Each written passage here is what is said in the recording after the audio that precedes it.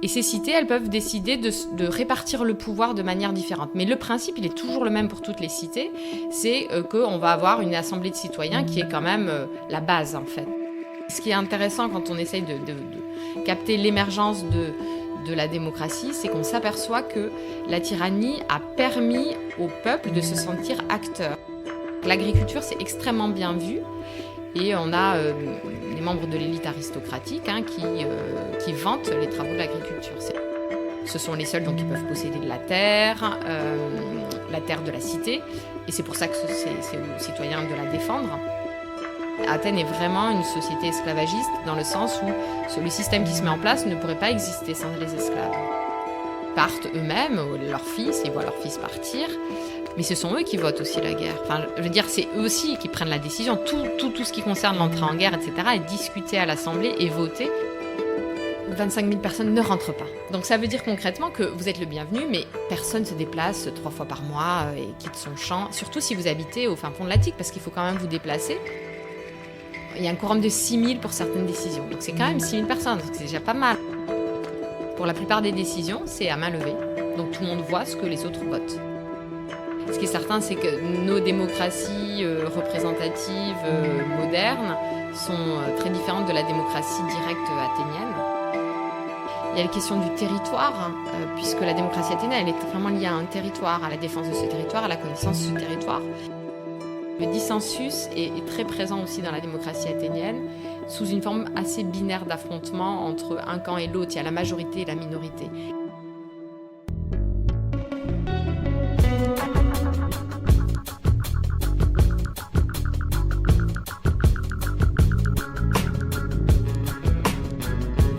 Bienvenue dans le podcast Oser, une émission d'écologie politique qui donne la parole à des intellectuels, des chercheurs et des professionnels pour mieux comprendre les enjeux sociaux et écologiques de notre monde. Bonjour Adeline Grand-Clément. Bonjour. Bienvenue sur Oser. Merci beaucoup. Je suis très heureux de te recevoir Adeline pour faire un voyage dans l'Antiquité, aujourd'hui et plus précisément en Grèce antique. Puisque j'aimerais qu'on discute en fait du mode de vie et de la pratique politique et en particulier de la pratique démocratique telle qu'elle a pu exister en Grèce antique, pour essayer de voir un petit peu qu'est-ce qui est de l'ordre des idées reçues que l'on peut avoir, du fantasme, et comprendre un peu plus sérieusement, concrètement, ce que ça veut dire que de vivre en Grèce antique, dans l'Antiquité, et de faire de la politique à cette époque-là. Et avant de démarrer et de rentrer dans le vif du sujet, est-ce que tu peux nous en dire un petit peu plus sur toi, qui tu es, tes recherches ? Alors, donc, je suis professeure d'histoire grecque à l'université Toulouse-Jean Jaurès. Et donc, j'y enseigne l'histoire grecque. Et dans le cadre de mes recherches, j'ai travaillé d'abord dans une thèse de doctorat sur la perception que les Grecs avaient des couleurs.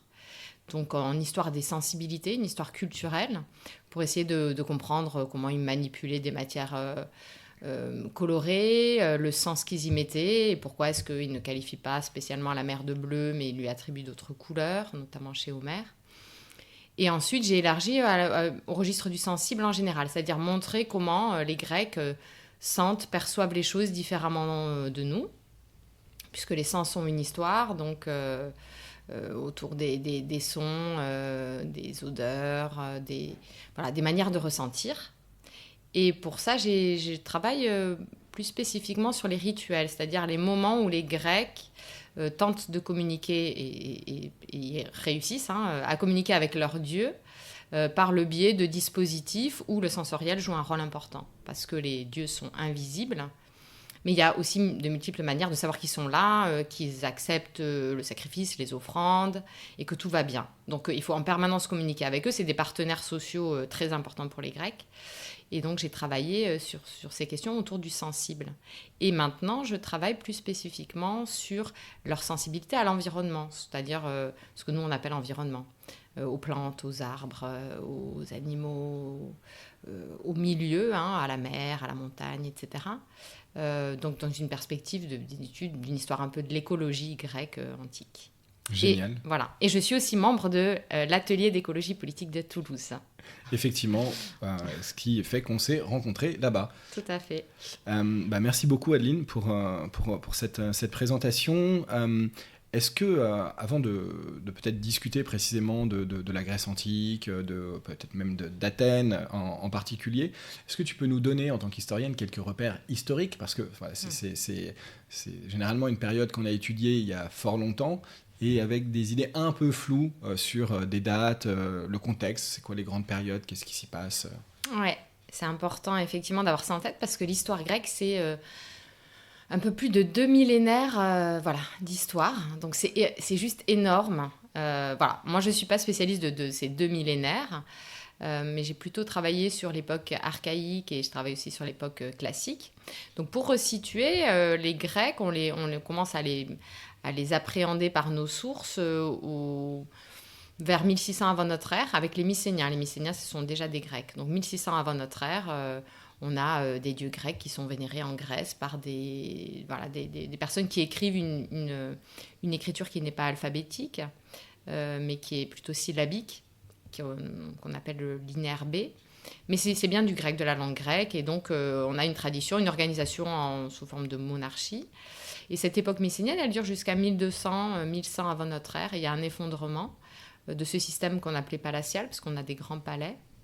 Et là, on a une phase de réorganisation un peu. Et c'est au cours de cette phase de réorganisation, qui dure jusqu'au 8e siècle avant notre ère, que se mettent en place les cités grecques. Donc le cadre qu'on connaît souvent quand on pense à la Grèce, c'est-à-dire des petites communautés autonomes, avec des territoires qui peuvent être une 50aine de kilomètres carrés jusqu'à plus de 5000 kilomètres carrés, donc très variable, soit une commune, soit un département à l'échelle de la France. Et toutes ces cités, à environ 1 millier, donc, se développent au cours de ce qu'on appelle l'époque archaïque, 8e jusqu'au début du 5e siècle. Et ensuite, c'est l'époque qui est souvent la mieux connue, l'époque classique, 5e, 4e siècle. Donc là, on parle beaucoup d'Athènes. Et c'est Athènes qui est un peu une des cités marquantes avec Sparte. Et ensuite, on a les conquêtes d'Alexandre et l'époque hellénistique. Donc là, ces cités grecques continuent à exister, mais soumises à l'autorité de monarchies, à nouveau, des grandes monarchies d'époque hellénistique héritées des conquêtes d'Alexandre.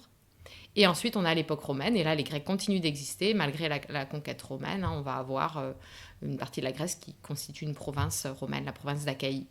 Donc, on a comme ça, en fait, une succession de modes d'organisation politique aussi qu'ont connu les Grecs, qui est à appréhender sur la longue durée. Et donc, fin de l'Antiquité, traditionnellement, on dit 476, effondrement de l'Empire romain d'Occident. En fait, du côté grec, il n'y a pas d'interruption. Et Byzance, c'est un peu la continuation de... Voilà, l'Empire byzantin, c'est la continuation déjà de l'histoire grecque, en fait. Oui, puisqu'on dit, c'est l'Empire romain côté grec. Après, c'est vrai qu'on a l'impression qu'il y a une continuité qu'il n'y a pas forcément eu de notre côté. Merci pour ce rappel un peu historique du contexte. Si on cherche à trouver des moments de vie politique démocratique, on pense forcément à Athènes. Tout de suite, moi, j'ai la figure de Périclès qui arrive. Mais en fait, c'est quelle époque? Est-ce que c'est uniquement Athènes? Est-ce que c'est d'autres cités? Est-ce que tu peux nous en dire plus là-dessus? Alors oui, c'est une grande question parce que tout dépend aussi de ce qu'on appelle démocratie. Il y a des formes d'organisation politique qui sont assez variées dans l'Antiquité, y compris hors de Grèce, en fait. On a des grands systèmes monarchiques ou d'empires, notamment en Mésopotamie, en Égypte, et sous l'époque mycénienne, c'était le cas également. Et puis, on a des formes de petites communautés autonomes. On peut penser aux cités phéniciennes aussi. Donc, du côté des Grecs, on a cette organisation en cité qui se met en place, comme je le disais, à partir, mettons, du 9e siècle avant notre ère. Et ces cités, elles peuvent décider de répartir le pouvoir de manière différente. Mais le principe, il est toujours le même pour toutes les cités, c'est qu'on va avoir une assemblée de citoyens qui est quand même la base, en fait, de cette communauté autonome. Et après, tout dépend du pouvoir qu'on donne à cette assemblée et du rôle joué par des représentants ou des aristocrates ou une élite qui est censée les représenter. Et donc, on va avoir une gradation dans la capacité de l'ensemble des citoyens à détenir le pouvoir. Et Et ce qu'on appelle démocratie dans l'Antiquité, c'est le cas où c'est le démos, donc l'ensemble des citoyens, qui détient ce pouvoir, ce kratos. Mais on peut avoir des oligarchies, ou on peut avoir des formes de... Il y a eu des tyrannies aussi dans le monde grec, donc une seule personne qui détenait le pouvoir pour le compte du peuple, au profit du peuple. C'était comme ça que c'était dit dans les discours. Et donc ça a existé, y compris dans une cité comme Athènes. Donc en fait... c'est assez difficile de dater une vraie apparition de la démocratie parce que il est probable qu'il y a beaucoup de une sorte d'éventail très très large de modes de répartition et on peut pas dire ça c'est vraiment de la démocratie, ça c'est vraiment de l'oligarchie parce que là vraiment le pouvoir a le peuple et là vraiment le pouvoir c'est juste une élite qui a le peuple. C'est en fait beaucoup plus compliqué. Mais force est de constater que quand le mot apparaît, démocratie, quand il devient quelque chose de revendiqué, c'est à Athènes que ça se passe. Donc c'est pour ça qu'on focalise beaucoup sur Athènes. Et donc je peux raconter un peu l'histoire de ce qui se passe à Athènes, tout en rappelant qu'aujourd'hui les historiens débattent pour savoir si Athènes est vraiment la première forme de démocratie. Parce qu'on s'aperçoit que nos sources sont fragmentaires, mais peut-être sur l'île de Chios, qui se trouve sur la côte de la Turquie actuelle, ou Samos, qui est également une île au large des côtes turques, ou alors peut-être Mégare, qui est une cité qui se trouve en Grèce centrale, pas très loin d'Athènes. On a peut-être déjà des embryons de formes démocratiques qui ont précédé celles qu'on voit apparaître à Athènes. Alors, on va revenir à Athènes. À Athènes, Athènes a connu en fait tous les types de régimes possibles. Si on commence autour de l'époque archaïque, on a plutôt une forme d'oligarchie, ce qui était très commun dans toutes les cités grecques, c'est-à-dire une élite qui exerce les fonctions de responsabilité, ce qu'on appelle les magistratures dans les cités grecques. Donc qui détiennent une part de l'autorité pour aller à la guerre, pour décider de conduire les affaires courantes, etc. Et une assemblée de citoyens qui joue un rôle un peu minime, un peu spectatrice, cette assemblée des décisions qui sont prises, mais quand même engagée dans le processus, donc jamais totalement écartée. Il y a quand même cette idée que les citoyens, c'est la base de la cité. Donc cette oligarchie, elle a connu différentes formes. Il y a notamment un réformateur qui s'appelle Solon, qui, donc à tout début du VIe siècle avant notre ère, essaye d'établir plus de justice. Et il dit, c'est vrai, il y a des risques de guerre civile, parce que c'est ce qui menace aussi quand l'élite a trop de pouvoir. Et donc, il essaye de faire une justice égale pour tous, etc. Donc il y a déjà une sorte d'évolution vers davantage de prise en compte des citoyens les plus pauvres. Et en fait, il faut attendre la fin du VIe siècle pour que se mettent en place véritablement les prémices de la démocratie. Et pour cela, il faut passer par la tyrannie. C'est-à-dire qu'après ces réformes pour plus de justice, en fait, ça ne marche pas. Ou en tout cas, c'est insuffisant pour régler l'ordre. Et il y a un sauveur, un tyran qui à Athènes prend le pouvoir, Pisistrate, et qui le transmet à son fils. Donc on a 2 tyrans qui se succèdent. Mais pour le compte du peuple. Et ce qui est intéressant quand on essaye de capter l'émergence de la démocratie, c'est qu'on s'aperçoit que la tyrannie a permis au peuple de se sentir acteur. C'est-à-dire que le fait que ce tyran arrive à s'imposer face à d'autres aristocrates, il était lui-même aristocrate, il a été obligé de s'appuyer sur le peuple. Et donc le peuple a pris conscience du pouvoir qu'il avait de permettre à un seul de se maintenir. Et le tyran, au début, a été très généreux, donné de son argent pour le peuple. Et donc a construit des fontaines, amélioré les conditions de vie aussi à l'intérieur de la ville d'Athènes. Et ça, c'est quelque chose qui est jugé important aujourd'hui par les historiens du politique comme peut-être un temps fort de cette émergence du démos comme acteur politique de premier plan. Et donc, quand se termine la démocratie en 510 avant notre ère, quand le deuxième tyran est expulsé, se pose la question du régime, c'est-à-dire qu'est-ce qu'on fait maintenant. Et là, il y a deux factions qui s'opposent, 2 aristocrates s'opposent. Il y en a un qui propose de revenir à l'oligarchie. On va redonner le pouvoir essentiellement à l'élite. Et un autre aristocrate qui s'appelle Clisthène et qui lui dit le peuple, il faut le prendre en compte et donc poursuivre peut-être une évolution favorable au peuple. Et finalement, c'est la tendance de Clisthène qui s'impose. Et donc en 508-507 avant notre ère, on a des réformes qui sont faites, qui sont adoptées en fait par l'Assemblée des citoyens et mises en place et qui vont permettre de poser les bases de la démocratie. Mais le mot n'apparaît pas. Et il faut attendre, en fait, tu parlais de Périclès, hein, un certain nombre d'autres personnages, Éphialte et Périclès, au cours du 5e siècle, pour que véritablement les conditions d'exercice d'un régime démocratique se mettent en place. Avec Clisthène, c'est déjà cette idée d'empêcher les factions aristocratiques de monopoliser le pouvoir. Donc c'est la première étape. Et ces réformes, en fait, elles sont extrêmement difficiles à expliquer parce que elles combinent des réformes territoriales, des réformes institutionnelles et des réformes, une réorganisation du corps civique. Et tout ça se compose, enfin, va ensemble autour du chiffre 10. Hein. Donc c'est une réforme très mathématique, peut-être influencée par les philosophes de la pensée, enfin de la cote ionienne, donc la cote turque actuelle. Avec ce système décimal qui s'impose pour penser le découpage du corps civique, le découpage du territoire, et tout ça va ensemble. L'idée, le principe, c'est qu'il y ait des assemblées représentatives, notamment un conseil qu'on appelle la boulée, donc qui est non pas l'assemblée générale, mais un conseil pour une année qui va en fait préparer les lois, les proposer à l'assemblée, donc faire tout le travail de préparation institutionnelle, législatif. Et lui, en fait, il va être constitué de gens pris un peu partout sur le territoire. On en prend un peu sur la côte, on en prend un peu en ville, on en prend un peu dans la campagne. Et tout ça, c'est pour rebattre les cartes et empêcher ces influences territoriales des grandes familles qui sont des propriétaires terriens, qui possèdent en fait des domaines et donc ont des zones d'influence. Et là, en fait, tout est redistribué. C'est une forme de nouvelle répartition du pouvoir. Je te propose, avant de rentrer un petit peu plus dans le détail de la manière dont on fait de la politique à Athènes à cette époque-là, donc avec l'arrivée de ce qu'on appelle la démocratie, peut-être de nous dire un petit peu plus sur le fonctionnement de la vie à Athènes. Tu as parlé déjà du territoire, disant que les cités grecques à cette époque-là, ça pouvait être 50 km² comme 5 000 ou 50 000. Athènes, ça représente quoi? C'est combien d'habitants?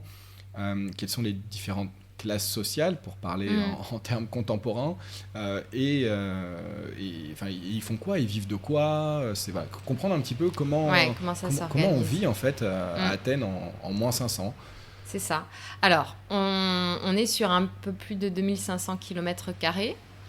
On a une zone qui est en fait découpée on va dire en 3. Il y a vraiment le noyau urbain, la ville d'Athènes, qui se densifie évidemment au cours de l'époque classique, qui est relié, qui n'est pas au bord de la mer Égée, mais qui est relié à la mer Égée par une route qui communique avec son port principal qui s'appelle le Pirée.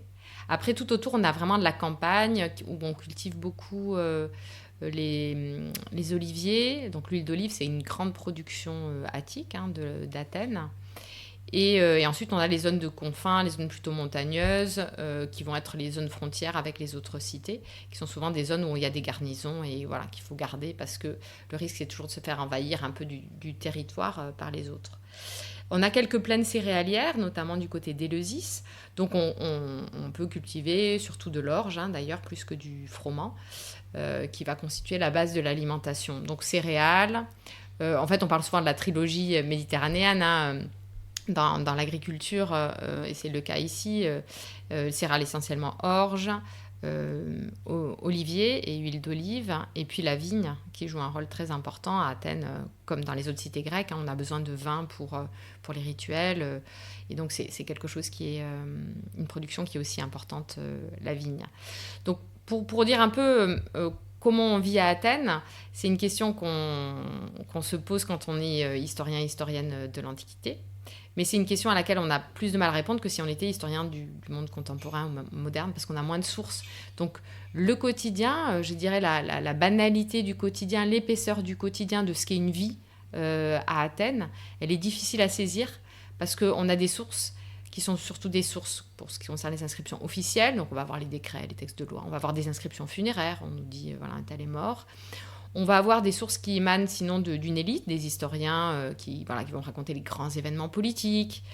Et alors pour avoir un peu du quotidien, des petites histoires ou savoir comment ça se passe très concrètement, on peut lire Aristophane et ses comédies, parce que là, il s'adresse un peu au peuple et donc on a des scènes très vivantes de marché, des choses rigolotes, d'engueulades au marché, de petites magouilles et compagnie. On voit les infirmes, on voit les gens pauvres intervenir dans ces comédies. Chose qu'on voit moins dans les sources. Et sinon, on a aussi tous les discours judiciaires avec des affaires pas possibles, où on a conservé les traités des orateurs attiques, et voilà, des histoires de succession, d'héritage, etc., qui nous permet de toucher du doigt aussi le quotidien de gens qui sont obligés d'aller vendre des rubans sur l'Agora parce qu'ils n'ont plus d'argent, etc. Donc voilà, c'est assez difficile. Mais ce qu'on peut dire, peut-être, c'est de quoi on vit. On vit essentiellement de la terre. C'est-à-dire qu'il y a à cette époque-là une volonté de la part de la cité, qui n'est pas atteinte, mais qui est affichée, une volonté d'autosubsistance, d'autarcie. Donc en fait, les citoyens ont normalement, sauf les plus pauvres, ont une petite propriété terrienne, quelques hectares, et ils essayent de produire un maximum de ce dont ils ont besoin, y compris avec un peu d'élevage, puisque les vêtements sont essentiellement en laine. Et donc, voilà, les moutons, c'est important, et il faut ensuite pouvoir filer la laine, tisser la laine et fabriquer les vêtements. Donc, on achète des choses sur le marché, c'est certain, mais il y a cet idéal de, déjà, pouvoir subvenir à ses besoins. Donc, l'agriculture, c'est extrêmement bien vu. Et on a des membres de l'élite aristocratique qui vantent les travaux de l'agriculture. Il y a quand même de l'artisanat et du commerce, évidemment, mais c'est moins bien considéré, en fait. Et ce travail agricole, évidemment, il est effectué donc, par les propriétaires, mais aussi à l'aide d'esclaves. Donc, on n'est pas juste dans une autonomie et une production qui est uniquement liée au travail des citoyens, mais qui repose sur le travail des esclaves. On y reviendra certainement. Et ce que je voudrais ajouter, c'est donc cette conscience de dépendre du territoire, de produire pour pouvoir se nourrir. C'est quelque chose qui est valorisé, très valorisé. Il y a un attachement au territoire. Et il y a aussi ce rôle très important du travail féminin. Tu as fait un podcast sur la question du travail. Il y avait cette définition au début d'André Gortz qui dissociait un peu différents types de travail. Et le travail lié à la subsistance, à la reproduction, tout ce qui concerne la préparation culinaire ou la fabrication des vêtements, etc. Tout ça, c'est assumé beaucoup par les femmes dans le monde grec, comme ça l'est dans beaucoup de sociétés d'ailleurs. Et c'est quelque chose qui est quand même très valorisé. C'est pas, aujourd'hui, on parle de la femme au foyer, c'est pas bien. Et donc, souvent, quand j'enseigne, je sens que les étudiantes trouvent ça scandaleux que les femmes s'occupaient des travaux de la maison, etc.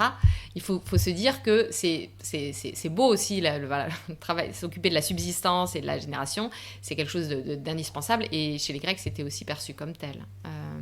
Voilà. D'accord, c'est intéressant. Peut-être qu'on va y revenir justement sur les différentes catégories sociales qu'on trouve à Athènes à cette époque. Tu as parlé de l'élite, des citoyens, des esclaves. Est-ce que tu peux nous dire un peu, en fait, c'est quoi un citoyen? C'est quoi un esclave? C'est combien d'habitants, en fait, Athènes? Ouais. Alors, Athènes, on pense qu'on est autour de plus de 200 000 habitants, mais c'est extrêmement difficile, en fait, d'avoir une idée de la démographie athénienne, non seulement parce qu'elle a fluctué au cours du temps, ça c'est évident, et les guerres, ça, c'est une grosse ponction quand même sur le corps des citoyens, puisque les citoyens sont tous potentiellement des soldats, ils doivent aller défendre le territoire, il n'y a pas une armée de métier, c'est vraiment une rotation de la charge militaire, et elle incombe à tout le monde, à tous les citoyens. On a, sur ce noyau de plus de 200 000 personnes, environ 50 000, entre 25 000 et 50 000 citoyens masculins. Donc eux, ils sont au cœur du dispositif, parce que c'est notamment eux, on y reviendra sur les principes, mais qui votent dans les assemblées. Ils sont présents dans les assemblées, et donc ils votent. Donc ils prennent les décisions. Ils ont l'autorité politique et l'autorité militaire, ce sont eux qui vont à la guerre. Ça c'est le premier noyau. Mais en fait, il faut inclure à ces citoyens leurs familles, c'est-à-dire leurs enfants et leurs épouses. Et donc, pour ces épouses, on a tout un débat aujourd'hui chez les historiennes et les historiens de l'Antiquité sur est-ce qu'on est citoyenne, est-ce qu'on l'emploie, on ne l'emploie pas. En fait, c'est effectivement commode de pouvoir l'employer parce que ça permet bien de distinguer les statuts. Donc là, je vais l'employer. On a donc des citoyennes et leurs enfants, donc des familles de citoyens. qui ont un statut juridique très particulier, très encadré, très protégé, évidemment. Ce sont les seuls donc, qui peuvent posséder de la terre de la cité. Et c'est pour ça que c'est aux citoyens de la défendre. Mais donc dans ce groupe, le versant féminin, les citoyennes, elles n'ont pas l'autorité politique, c'est-à-dire elles ne vont pas à l'Assemblée, mais elles sont incluses dans toutes les pratiques religieuses dont on reparlera aussi. Et donc elles ont un rôle clé en fait. C'est la reproduction de la cité, la reproduction du corps civique, et c'est extrêmement important. Alors comment on dessine les frontières de ce groupe des familles citoyennes ? En fait, il y a un flou probablement à l'époque archaïque. Et Clisthène essaye de commencer à mettre un peu des bornes quand il fait sa réforme démocratique, parce que si on décide que les citoyens vont avoir tous les pouvoirs, il faut décider qui sont les citoyens. Et donc ça nécessite de mettre des bornes. Donc lui, il a un peu inclus, il a enrichi apparemment ce groupe des citoyens, ce qu'on nous dit, il a intégré des étrangers, etc. Donc il a fixé quelques règles. Et la règle, c'est d'avoir un des deux parents qui est né sur le sol de l'Attique et qui est lui-même athénien. Donc c'est le droit du sol, il y a une citoyenneté qui est transmise par la naissance. Et puis, au cours du 5e siècle, quand il y a un approfondissement de la démocratie, Périclès dit on va changer tout ça. Et désormais, il faut les deux parents citoyens. Donc, à la fois, Périclès, c'est l'élargissement du pouvoir conféré au peuple, mais une restriction du contour de ce peuple. Parce qu'on lui donne des avantages, mais donc on va un peu plus resserrer la donne. Donc, c'est intéressant, en fait, de voir ce double processus à l'œuvre. Et donc les deux parents, ça veut dire concrètement qu'on interdit, ou en tout cas ça dénigre les mariages mixtes. C'est-à-dire si on veut se marier avec quelqu'un qui n'est pas un Athénien ou une Athénienne, les enfants n'auront pas la citoyenneté, donc on n'a pas intérêt à le faire. Donc ça favorise une forme d'endogamie sociale à l'intérieur de ces familles citoyennes. Donc ça, c'est le premier groupe. Et ensuite, si on élargit autour, on va avoir ce qu'on appelle les métèques. Donc là, ça va être des non-athéniens qui arrivent, je ne sais pas, de Mégare, de Rhodes, de Corinthe, et qui décident de s'installer. Alors, comme ils décident de s'installer, le problème, c'est qu'ils ne sont pas citoyens, donc ils n'ont pas le droit de posséder de la terre. Donc, en fait, ils doivent se mettre en relation avec un citoyen qui va leur servir de garant et qui va leur louer la terre sur laquelle ils vont s'installer. Et donc, ils vont être plutôt locataires et pas propriétaires terriens. Et donc, pouvoir s'installer. Et eux, leur statut, il est très borné. Métèques, ça veut dire qu'ils habitent avec. Donc, ce sont des co-hôtes, des hôtes pour les Athéniens qui doivent verser chaque année une taxe pour montrer qu'ils ont un statut particulier. Mais ils ont quand même accès à un certain nombre de droits. Donc, ils ont une forme de reconnaissance. Et là, dans ces groupes de métèques, on a autant des hommes que des femmes. On peut avoir des femmes seules, on peut avoir des couples, des familles, ou des hommes seuls. On a toutes les catégories. Et donc, ça, du point de vue des femmes, ça leur offre plus de liberté, un peu, parce que, déjà, il n'y a pas cette contrainte de se marier entre soi. Donc, et puis, il y a aussi parfois l'idée qu'on peut ne pas se marier.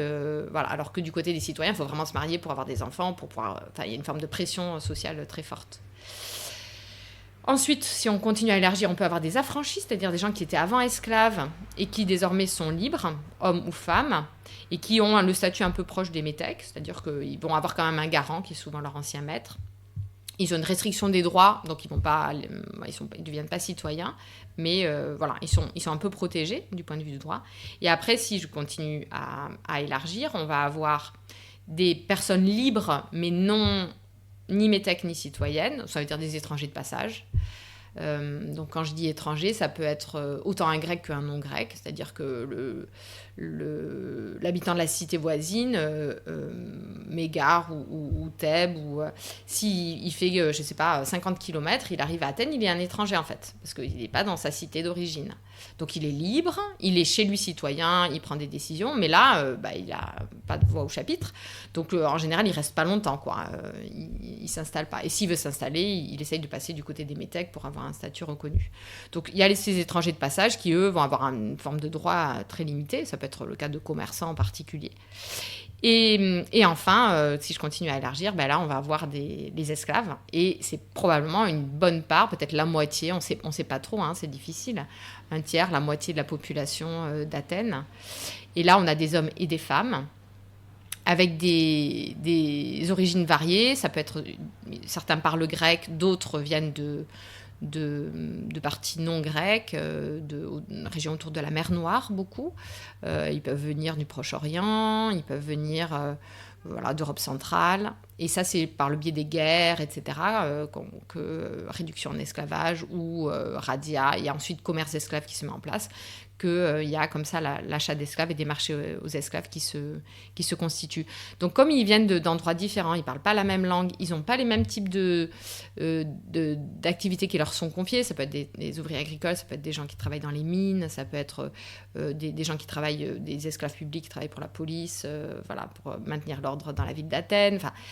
Ce qui fait qu'ils n'ont pas de communauté d'intérêt et qu'on n'a jamais eu de grandes révoltes serviles à Athènes, alors que pourtant, numériquement, ils ont un poids certain, en fait. Mais voilà, il y a une forme de dispersion, de fragmentation et d'impossibilité pour l'esclave de nouer véritablement des relations sociales. L'esclave, il est défini comme ça, comme étant une sorte d'isolé, en fait, de la société. Et donc, lui, il a une petite forme de protection en théorie, parce qu'on ne peut pas le mettre à tout droit sur lui, parce que ce n'est qu'un corps, mais il y a parfois des formes de protection, notamment s'ils font appel aux dieux, si ils sont réfugiés, ils s'évadent et qu'ils se réfugient dans un sanctuaire, etc. Donc on a, là encore, des cas de figure différents. J'ai quelques questions qui me viennent par rapport à ça. La première, c'est est-ce que c'est courant à l'époque, en fait, d'avoir des esclaves, que ce soit dans les cités grecques ou ailleurs, aux alentours, pour essayer de comprendre en quoi, est-ce que c'est une spécificité, pas une spécificité, est-ce que ça fait longtemps qu'on pratique, en fait, l'esclavage, les échanges, les marchés d'esclaves ? Oui, ça fait longtemps en fait. Les Mycéniens déjà au 2e millénaire avant notre ère le faisaient.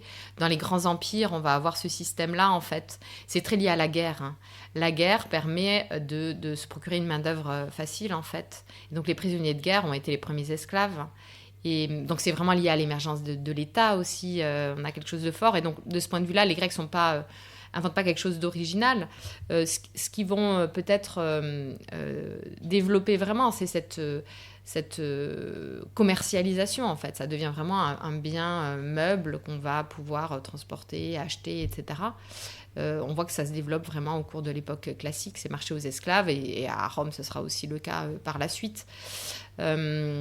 Donc, c'est pas une spécificité, c'est quelque chose qui existe, mais qui est peut-être développé comme force, comme base économique au développement des cités. Et souvent, on dit que, en tout cas, Athènes est vraiment une société esclavagiste, dans le sens où le système qui se met en place ne pourrait pas exister sans les esclaves. C'est certain. D'accord. Et donc, il y a vraiment une pensée de l'esclave comme étant vraiment une force productive, une force de travail. Ils ne sont pas là juste dans les maisonnées ou chez les citoyens pour aider à la subsistance du quotidien, mais ils sont vraiment utilisés par la force publique pour des travaux particuliers. Oui, c'est ça, il y a ça. Donc, le statut des esclaves, en fait, il varie suivant les cités. À Athènes, on a vraiment un groupe de ce qu'on appelle les esclaves publics, et on peut avoir aussi pour notamment l'exploitation des mines de plomb argentifère, donc, dont on sort beaucoup l'argent qui va servir à frapper la monnaie à Athènes. Et qui va asseoir en fait la domination aussi d'Athènes à l'époque classique. Ces mines, en fait, elles nécessitent une grande quantité de main-d'œuvre. Et ce sont des esclaves qui peuvent appartenir à d'autres propriétaires, mais qui vont être loués par la cité pour pouvoir exploiter ces mines. Et donc, il y a vraiment cette idée que, effectivement, pour faire marcher l'État, enfin la cité, il y a besoin de ces esclaves. Et ça, c'est aussi théorisé par les philosophes. Platon, Aristote disent que l'esclavage, il est... Alors, Aristote va jusqu'à dire c'est naturel, en fait, que c'est même pour le bien de l'esclave que l'esclave est placé sous la protection du maître, parce qu'il est incapable de se prendre en charge lui-même. Mais Platon dit très clairement qu'il faut libérer le temps pour les citoyens de se rendre aux assemblées, de participer aux magistratures, etc. Et donc, on ne peut pas le faire sans qu'une partie d'autres humains soit dédiée à assurer le travail derrière. Et j'avais une autre question sur une autre catégorie sociale, les métèques. Oui. Parce que qu'est-ce qui pousse en fait des Grecs ou non Grecs étrangers déjà à venir à Athènes, et aussi pour comprendre un peu, c'est quoi les échanges alors pas forcément que commerciaux, mais même culturels, sociaux, entre les cités entre elles. Par exemple, si moi j'habite Rhodes, que je suis citoyen de Rhodes, est-ce que je peux aller à Athènes comme ça? Je sais quoi, j'ai un passeport à montrer, pas à montrer? Comment ça se passe? Est-ce que il y a des garnisons? Je leur dis quoi? J'ai le droit de faire quoi? Ouais. Et oui, il n'y a pas encore les papiers d'identité, donc ça se met en place dans les États modernes, et on voit très bien, c'est avec cette volonté de contrôler aussi la population, etc. Et on le voit bien, je vais répondre à ta question, mais on le voit bien déjà avec la réforme d'Existène, la difficulté à l'appliquer ensuite, c'est de dire, bon, il faut bien vérifier que les deux parents soient citoyens, mais pour tenir ces formes de registres d'état civil qui n'en sont pas vraiment, c'est plutôt des listes de nouveaux citoyens au moment de certains rituels où on les enregistre dans l'EDEM, il faut être sûr des parents, et souvent, en fait, c'est juste les témoignages des gens qui valent. Et on ne va pas prouver son papier, son acte de naissance. Souvent, on sait à peu près l'année de naissance, on la sait parce qu'un tel a dit oui, je l'ai vu, il était jeune garçon à tel moment, donc il a dû naître à tel moment, etc. Et donc, c'est l'interconnaissance. Donc, c'est ça qui joue beaucoup, c'est avoir des témoins, des garants. Donc, ce que je te dirais, c'est que souvent, les citoyens qui vont d'une autre cité qui s'installent à Athènes, ils ont des connaissances. C'est-à-dire, ils n'arrivent pas comme ça en se disant oh, je débarque et puis on verra bien. Il y a déjà un réseau qui prépare en fait leur accueil. Et ce qui fait qu'après, sur place, ils vont avoir donc ce fameux garant, ils vont trouver quelqu'un. Et pour devenir métèque, il faut avoir déjà connaître des citoyens à Athènes. Donc souvent, c'est en lien avec le commerce. Ça peut être aussi en lien avec d'anciennes amitiés, notamment les aristocrates, ont tissé des liens depuis l'époque archaïque entre différentes cités. Donc les élites il y a eu parfois des intermariages, etc., des systèmes d'alliances. Et donc, ça peut remonter à plusieurs générations. Et il y a aussi cette mémoire familiale d'accords, de connaissances, qui fait qu'on peut, avec sa famille, se déplacer parce que les grands-parents se sont connus ou autres. Donc, ça peut être un cas de figure. Et alors, l'intérêt, c'est que Athènes devient, à l'époque classique, un peu une cité moteur du point de vue de l'activité économique. Il y a un grand dynamisme, à la fois dans la production artisanale, notamment des vases qui sont exportés, etc., production d'huile d'olive.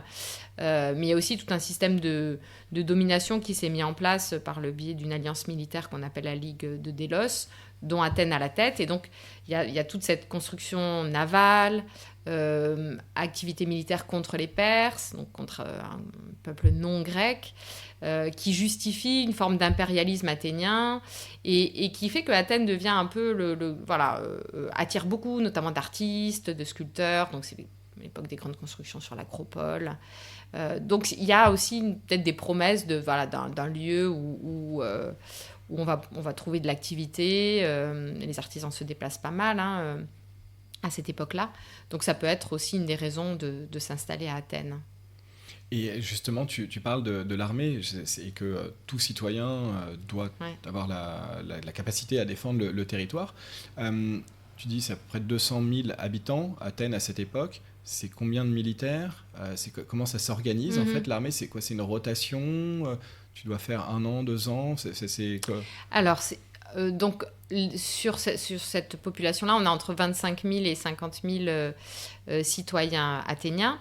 On est mobilisable entre... donc, de 18 à 20 ans, il y a une forme de service militaire, en quelque sorte, où pendant 2 ans, les jeunes citoyens athéniens, donc, qui ont été inscrits dans les registres des DEM, qui sont les petites circonscriptions territoriales à Athènes, vont apprendre le métier des armes, à combattre ensemble en phalange, puisque c'est un système de combat collectif. On est un fantassin lourdement armé, un hoplite, mais en fait, on est inutile si on est tout seul, parce que le bouclier est trop lourd, l'armement, l'équipement est extrêmement lourd, donc il faut être en formation serrée. Donc ça s'apprend, et ça s'apprend au cours des 2 années de ce qu'on appelle l'éphébie à Athènes.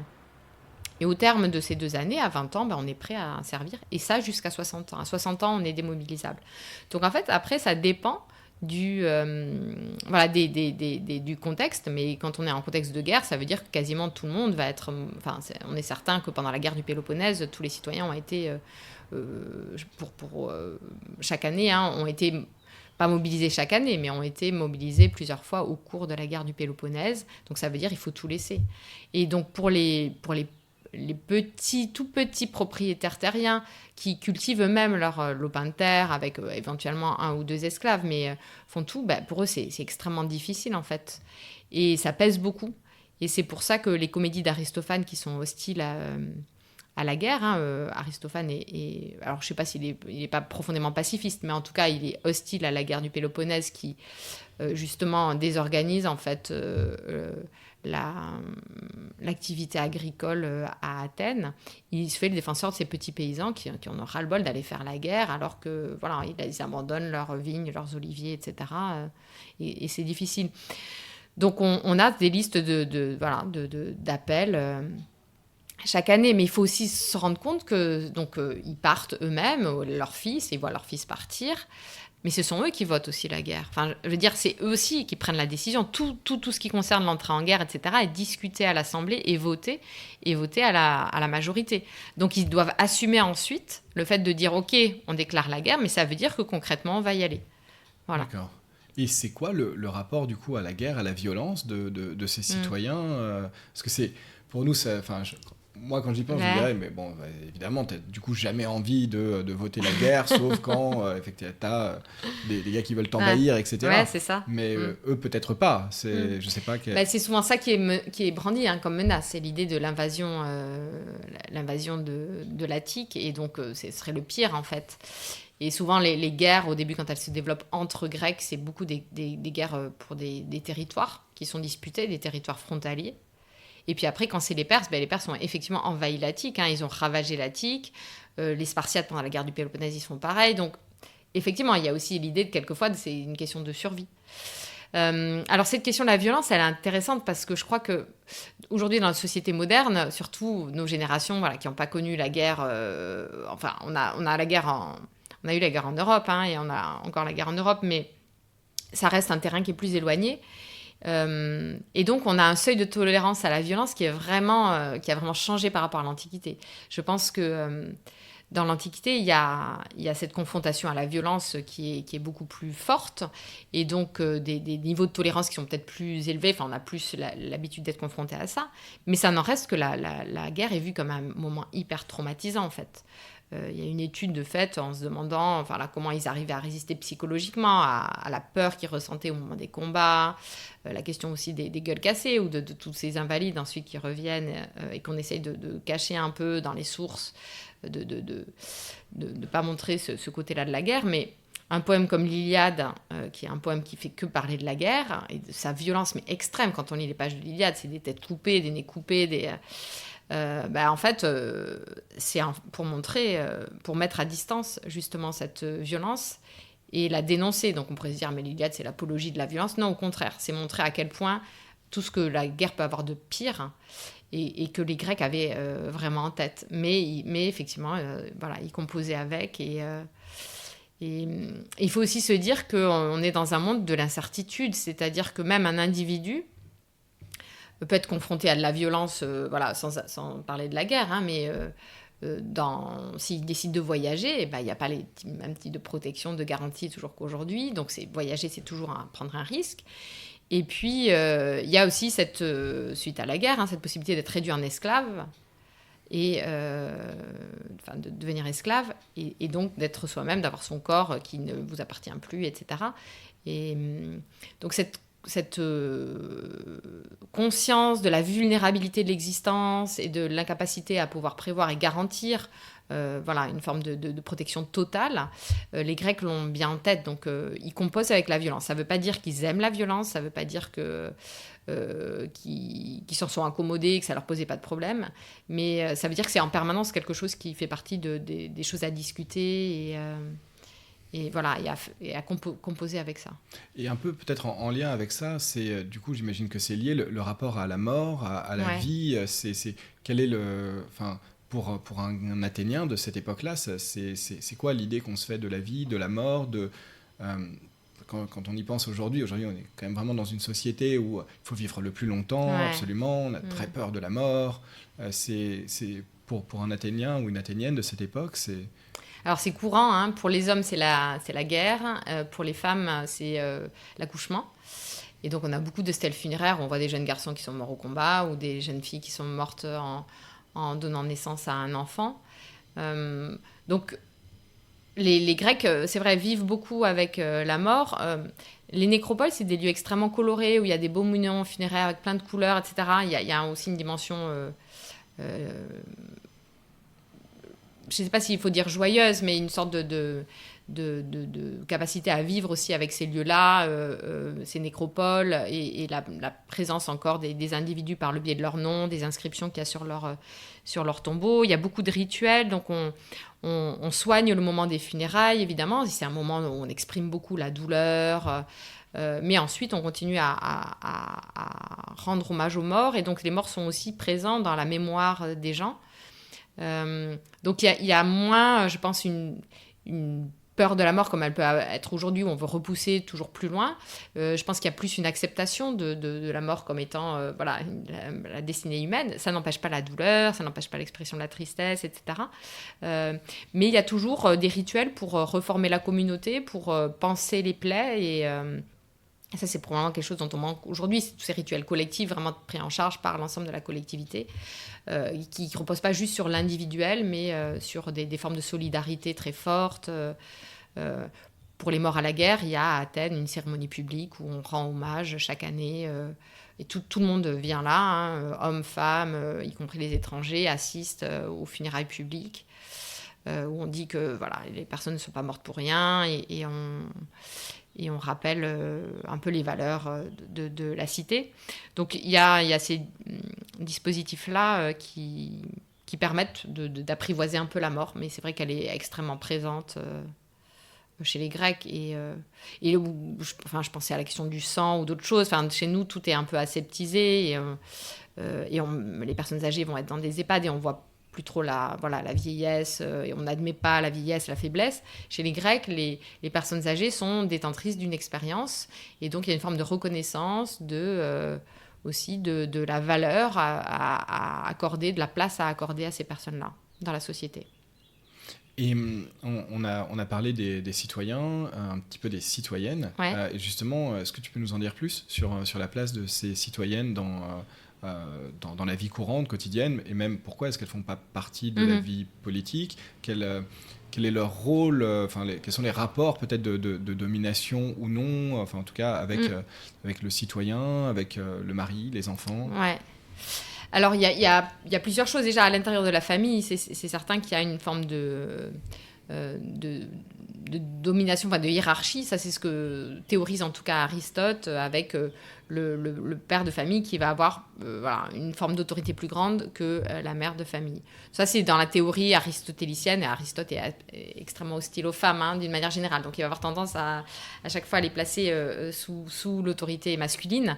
Mais il est certain qu'on peut observer souvent dans la cellule familiale, telle qu'elle est mise en scène dans nos sources, en tout cas, comme obéissant à ce schéma. Après, est-ce que c'est la réalité quotidienne? Et en fait, on sait que non, parce que même on a des textes comme Xénophon qui parlent du mariage comme un contrat entre deux personnes qui vont gérer ensemble la maison, et qui vont avoir juste des activités différentes, mais qui sont complémentaires et qui sont les deux nécessaires, en fait.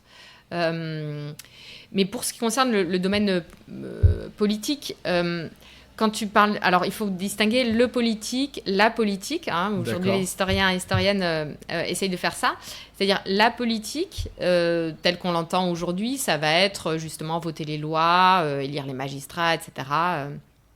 Et donc, la vie politique, là, elle est masculine, effectivement. Donc, les magistrats sont des hommes, ceux qui commandent l'armée sont des hommes, ceux qui votent à l'Assemblée et assistent à l'Assemblée sont des hommes. Donc, dans les autres conseils, dans les tribunaux populaires, etc., c'est des hommes. On est bien d'accord.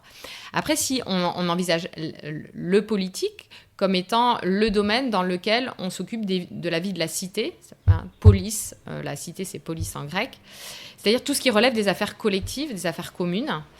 Et en fait, ces affaires communes, elles touchent à plein de sujets dans lesquels les citoyennes interviennent, notamment tout le domaine religieux, qui n'est pas du tout un domaine séparé. C'est-à-dire qu'il n'y a pas, en gros, l'activité politique, l'activité économique, puis l'activité religieuse. C'est-à-dire qu'aucun aspect de la vie d'un grec ou d'une grecque ne peut se faire sans prendre en compte le fait qu'il y a des dieux, et dont il faut s'assurer qu'ils sont apaisés, satisfaits, et toujours négocier avec eux. Donc, quelle que soit la décision qu'on prenne, que ce soit pour les travaux des champs, pour entreprendre une expédition, pour prendre une décision politique, il faut cet accord avec les dieux. Et qui permet de maintenir cet accord avec les dieux ? En fait, c'est les citoyens et les citoyennes qui, par les rituels, en exerçant parfois des prêtrises, donc des responsabilités un peu plus grandes, vont permettre cette vie cultuelle à Athènes. Et là, les femmes jouent un rôle mais décisif. Notamment, chaque année, il y a pendant 3 jours une fête qu'on appelle les thesmophories. Pas d'assemblée des citoyens ces jours-là. Les femmes occupent le cœur de la cité. Elles vont même au lieu où se réunit normalement l'assemblée des citoyens. Donc, ce sont leurs épouses. Elles campent sur place, elles sont ensemble. Et pendant 3 jours, c'est des rites de régénération qui vont permettre d'assurer la fertilité des champs de la cité, et aussi la reproduction du corps, ça va ensemble, du corps civique avec la procréation. Donc cette idée qu'elles sont garantes de la fécondité et de la fertilité, ces citoyennes. Et sans ça, en fait, Athènes ne fonctionne pas. Donc il y a des temps comme ça où les citoyennes, parce que c'est uniquement pris en charge, pas par toutes les femmes, mais juste par les épouses de citoyens, donc celles qui sont vraiment sur le devant de la scène, elle joue un rôle important. Un autre exemple, c'est le culte le plus important, c'est pour Athéna, qui protège la cité d'Athènes, même s'il y a plein d'autres cultes. Et c'est une prêtresse qui s'en occupe. Et elle est prêtresse à vie. Ça veut dire qu'elle, à partir du moment où elle est désignée, alors probablement dans une grande famille aristocratique, elle continue à exercer cette fonction. Là où, du côté de l'activité politique, je dirais traditionnelle, on change les magistrats chaque année.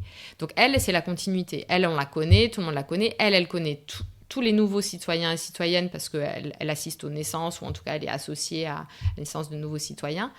Donc elle a en fait une place politique, au sens de le politique, c'est-à-dire les affaires de la communauté, qui est juste décisif en fait.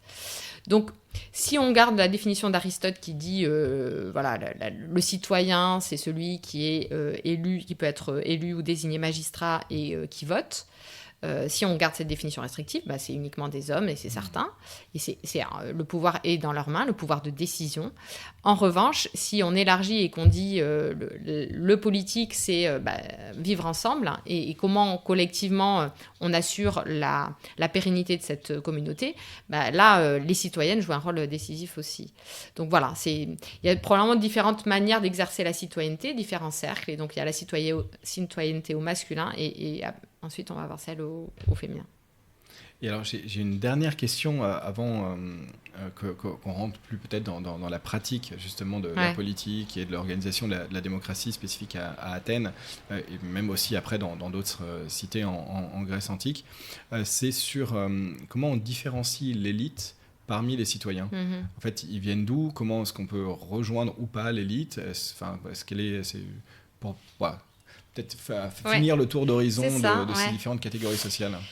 En fait, c'est de la naissance. Donc, c'est la mémoire familiale. Il y a ce qu'on appelle à Athènes le groupe de l'élite, c'est les eupatrides. Et eupatrides, si je traduis, ça veut dire bien. Et patrides, c'est les ancêtres, en fait. Donc, c'est les bien-nés, en fait. C'est les nobles. Ça veut dire que dans leur famille, on raconte que à l'origine, il y a tel ou tel héros qui a accompli tel exploit, ou en tout cas, c'est une lignée qui est prestigieuse. Et donc, cette mémoire familiale, elle s'est constituée, elle s'est cristallisée au cours des siècles. Donc, elle remonte à l'époque archaïque. Et donc, à l'époque classique, on peut encore se prévaloir d'être une grande famille. Périclès, il est de la grande famille des Alcméonides, qui est une des familles importantes à l'époque archaïque déjà. On a parlé des Pisistratides, qui était une de ces familles. Donc tout ça, c'est ce qu'on appelle les eupatrides. Et souvent, ils ont le monopole de certaines grandes prêtrises, fonctions religieuses importantes, parce que c'est hérité de l'époque archaïque. Et donc il y a des... y compris dans la démocratie d'époque classique, il y a le maintien de certaines traditions aristocratiques, ce qui a été important pour pouvoir faire accepter le nouveau régime par l'ensemble en fait, de la communauté, y compris que les aristocrates y trouvent quand même un peu leur compte et se sentent pas complètement dépossédés. Donc on pourrait se dire, mais alors comment on connaît son pédigré, peut-être qu'on peut en inventer un, etc. Mais là, c'est encore toute cette histoire d'une transmission de mémoire, on connaît les gens, etc. Et puis, ça c'est une étude qui a été faite par Alain Duplouy, il y a cette idée que le groupe de l'aristocratie, il n'est pas complètement fermé, il n'est pas borné. Bon, il y a cette question de la naissance, mais en fait, il faut aussi prouver en permanence qu'on l'est. Donc, il faut prouver par son mode de vie ostentatoire, prouver par la manière dont on se comporte. Il y a plein de signes ostensibles par l'enclos funéraire de sa famille, etc. Plein de manières de prouver. Et si on n'est plus capable de le prouver parce qu'on est à ce moment-là appauvri ou affaibli pour telle ou telle raison, eh ben on peut être considéré comme un peu déclassé. Donc ça nécessite beaucoup d'investissement, de organiser des banquets, etc. Exister dans le regard de l'autre. Donc c'est vraiment une question de reconnaissance sociale, quoi. Il faut en permanence que les autres vous reconnaissent comme aristocrate pour que vous le soyez. D'accord, c'est un statut dont on peut être un peu déchu en fait. Ouais, hein, tu as dit quelque chose là, que je trouve particulièrement intéressant pour notre époque aussi, qui m'a fait tilter là, sur le fait de...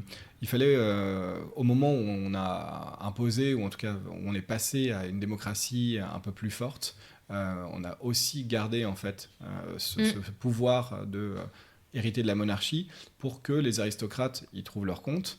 Et du coup, je trouve ça intéressant peut-être si tu peux revenir sur la manière dont on a réussi à faire converger les intérêts de classes plus ou moins antagonistes, puisque c'est... peut-être que ça peut être une source d'inspiration aujourd'hui pour essayer de faire quelque chose face à des intérêts très divergents. Comment est-ce que c'est... On est un peu revenu déjà sur l'histoire de comment s'est passé différentes périodes, mais concrètement, Alors moi, j'ai tendance à dire qu'on a essayé de le faire en tout cas. Enfin, ils ont essayé de le faire. Ça n'a pas toujours marché. La démocratie athénienne, elle a connu plusieurs crises en fait au cours de l'époque classique. Okay. Et donc en fait, on voit que se maintient en permanence, y compris quand la démocratie s'approfondit, tout un courant plutôt pro-oligarchique qui admire beaucoup Sparte et qui préférerait que les Athéniens se rapprochent de Sparte que plutôt que d'aller explorer ce nouveau modèle démocratique. Et ce courant-là, il n'a cessé d'exister en fait, même depuis le début. Donc il y a quand même il y a des freins, une hostilité. On n'a pas réussi à rassembler tout le monde et tout le monde était pour ce régime-là. Et on pense même qu'au moment où le mot démocratie commence, au milieu du 5e siècle, commence à se développer. Donc au début, c'est un nouveau régime, donc il n'y a pas de... On a conscience qu'on explore, mais voilà, comme on peut explorer plein de types de régimes sans leur mettre un nom. Et puis ce nom est trouvé probablement au départ par des opposants, des oligarques, des aristocrates qui sont hostiles à cette évolution et qui appellent ça démocratie, parce que dans Cratie, c'est Kratos, il y a l'idée d'un pouvoir oppressif. Donc si on le traduit littéralement, c'est vraiment un peu la dictature du peuple plutôt que l'idée de le pouvoir naturellement donné au peuple. Si le terme pour dire pouvoir, c'est arché, c'est le terme plus neutre, pouvoir, commandement, autorité. Et c'est ce qu'on a dans oligarchie. Donc en théorie, si on voulait un terme plus neutre, on aurait dit démarchie, l'arché qui va au démos. Et le fait qu'il soit démocratie induit cette forme un peu d'oppression et qui nous montre bien que peut-être que du point de vue des aristocrates, certains l'ont vraiment vécu comme quelque chose d'illégitime. Et puis très vite les partisans du régime l'ont réapproprié, donc aujourd'hui pour nous ça sonne positivement dans nos oreilles, mais peut-être que dans l'oreille d'un Athénien du 5e siècle ça au début était une sorte d'injure ou de critique du régime, hein. Donc ça veut dire que cette critique elle existe, donc il y a eu cet effort pour que les aristocrates puissent s'y intégrer. Clisthène lui-même était aristocrate, donc il était pour cette évolution-là, parce qu'il y voyait la seule porte de sortie pour éviter ces luttes infernales entre clans aristocratiques. Parce que voilà, l'élite, pareil, elle n'est pas unie en fait. Donc quand on a une oligarchie, il y a une famille qui va avoir plus de pouvoir que l'autre famille, etc. Et c'est en permanence des rivalités. Et donc pour sortir de ça, il y avait l'idée de rebrasser, y compris en y mêlant le peuple. Donc certains aristocrates étaient favorables à ça, tout en admettant qu'il fallait conserver un certain nombre de privilèges qui se sont surtout concentrés dans le domaine religieux, parce que c'était aussi le garant de la tradition. La religion, elle est très sur... elle déteste la nouveauté et l'idée de révolution ou autre, donc il ne faut jamais dire qu'on fait du nouveau, il faut dire qu'on réapplique des cultes anciens, il faut dire qu'on réapplique des traditions anciennes. Et donc de ce point de vue-là, c'était aussi garder une forme de continuité tout en changeant un certain nombre de pratiques politiques. D'accord, merci beaucoup pour pour cet éclaircissement. Je te propose qu'on fasse un petit focus sur justement la vie politique, et la pratique de la démocratie à ce moment-là à Athènes. Est-ce que tu peux nous dire, en fait, tu nous as dit quand est-ce qu'elle est apparue, en fait, déjà un petit peu, peut-être nous rappeler déjà un peu juste historiquement, et jusqu'à quand, en fait, est-ce que ça dure longtemps, est-ce que c'est une période un peu courte, et puis aussi contextualiser avec les autres cités, c'est quoi leur régime à l'époque Alors, comme je le disais, il y a beaucoup de régimes oligarchiques, par exemple Sparte, qui est la grande ennemie d'Athènes à la fin du 5e siècle. Elle a vraiment un système oligarchique qui reste en place de l'époque archaïque jusqu'à l'époque hellénistique. Du côté d'Athènes, donc on a vu, il y a eu oligarchie, tyrannie, et puis ensuite démocratie. Elle connaît au cours de l'époque classique 2 principales éclipses pendant la guerre du Péloponnèse. Donc on voit que le contexte de guerre affaiblit en fait, surtout que c'est une guerre qui est perdue par Athènes. Donc dans les moments difficiles, on remet en cause le régime politique en disant qu'il est incapable en fait de mener jusqu'à la victoire. Donc en 411 et ensuite à la fin de la guerre en 404, temporairement pendant une année ou un peu moins, on a eu un système oligarchique qui s'est mis en place. Mais la guerre du Péloponnèse, c'est contre Sparte. Alors, c'est 431-404 avant notre ère. Et c'est Athènes avec un groupe d'alliés de cités grecques, qu'on appelle la Ligue de Délos, contre Sparte, et elle-même qui a un groupe d'alliés qui est la Ligue du Péloponnèse. Et donc, on a un choc entre les deux pour des questions de rivalité, en fait, et de place trop grande que prend Athènes avec une attitude impérialiste à l'intérieur du monde grec. Donc on a cette guerre qui est gagnée par Sparte et ses alliés, et perdue par Athènes. Et donc vers la dernière phase de la guerre, où ça devient de plus en plus critique, on a ces deux...